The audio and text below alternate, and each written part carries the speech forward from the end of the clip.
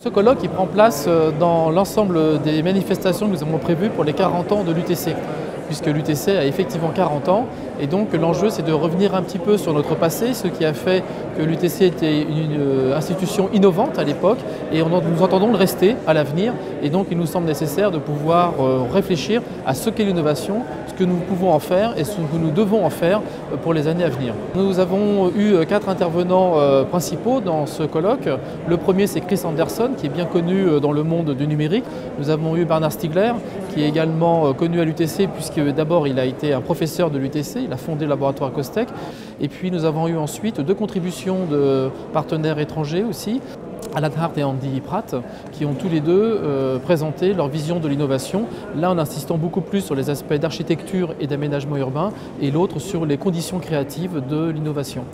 One of the things that I would want to stress is that innovation is not just confined to the laboratory or the engineering workshop, but that it's actually part of the world as well. The innovation process doesn't just happen in this confined space or at the confined time, because an important part of innovation is about learning, and it's about our reflection on ideas. And therefore innovation has to draw in an exploratory process and a learning process, and that means interaction with other people at the same time.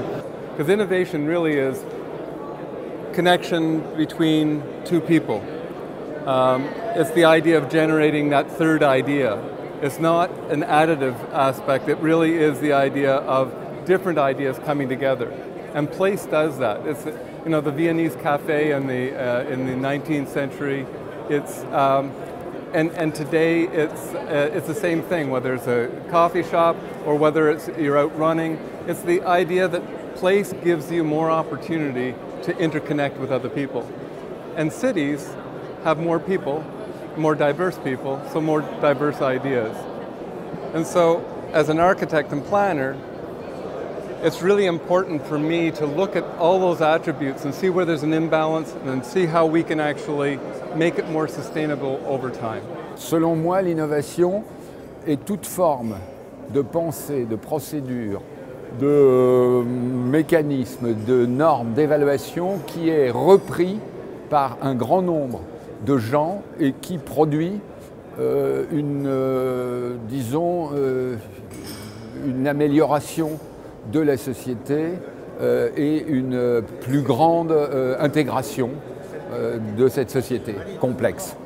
Puisqu'on préparait un colloque sur l'innovation, il nous a paru important de faire également de l'innovation pédagogique, et donc que les étudiants soient impliqués de façon collaborative et contributive à l'organisation du colloque depuis le début jusqu'à sa fin. On a essayé de voir en quoi l'innovation à proprement dit avait influencé donc notre présent, comme l'a dit tout à l'heure Cléo lors de la conférence.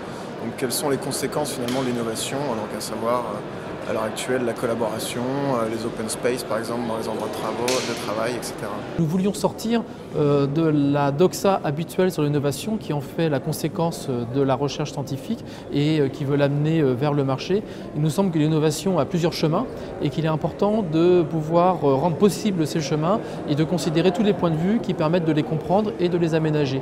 D'où la présence de ces points de vue assez divers autour de ce colloque et de ce qu'on aura également lors de la table ronde pour pouvoir envisager, non pas selon les idées un petit peu éculées et imposées aujourd'hui sur l'innovation, mais de se donner la liberté de penser autrement ce phénomène qui s'impose à nous.